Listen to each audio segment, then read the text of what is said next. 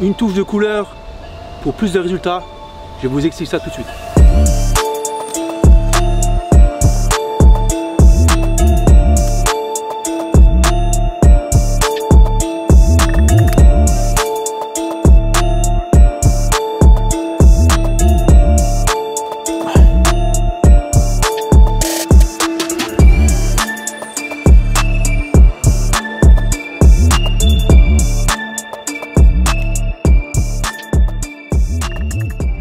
Alors l'atout principal de la pop-up, c'est, moi personnellement, mon avis, c'est un appâleur. Hein.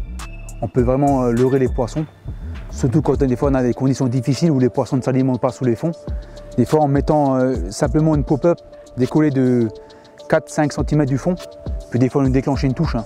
Alors mon utilisation pour les pop-up, en général j'utilise beaucoup plus en pop-up simple, surtout en début de saison. Quand je pêche les faibles profondeurs, je trouve que les pop-up ont plus d'attraction quand on pêche dans peu d'eau, dans 1 mètre, voire 1,50 m d'eau, même voire moins, hein, dans 80 cm d'eau, ce qui arrive souvent le cas en début d'année. On sait très bien que les poissons longent beaucoup les bordures. Et je trouve que l'efficacité de la pop-up est beaucoup plus élevée qu'à cette période actuellement où on est en octobre, que dans les grandes profondeurs, forcément ça peut marcher, mais je trouve que l'efficacité de la pop-up est beaucoup plus efficace en début d'année. Alors ma taille de prédilection, c'est quand même en 16 mm. Je trouve qu'elle est vraiment polyvalente. On peut aussi aller en 20 mm, mais je trouve vraiment que le 16 mm a un équilibre parfait pour les montages en fait. Ouais. Alors sur le type de montage que j'utilise le plus souvent les pop-up, c'est en spinner rig. Vous pouvez voir la vidéo de François qui le présente. La particularité d'hameçon, c'est un hameçon spécial pour spinner rig, c'est le curve medium. Il a la particularité d'être léger, ce qui permet une bonne flottaison de l'appât, qui décolle vraiment bien l'hameçon du fond. Le deuxième montage que j'utilise aussi, c'est que tout le monde connaît, c'est le bonhomme de neige. Là aussi, la pop-up a son rôle.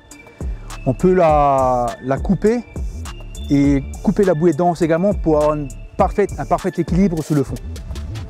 Donc voilà les deux présentations que j'utilise le plus en pop-up. Et pour finir, je vais vous montrer une petite astuce. Lors de votre finalisation de votre montage,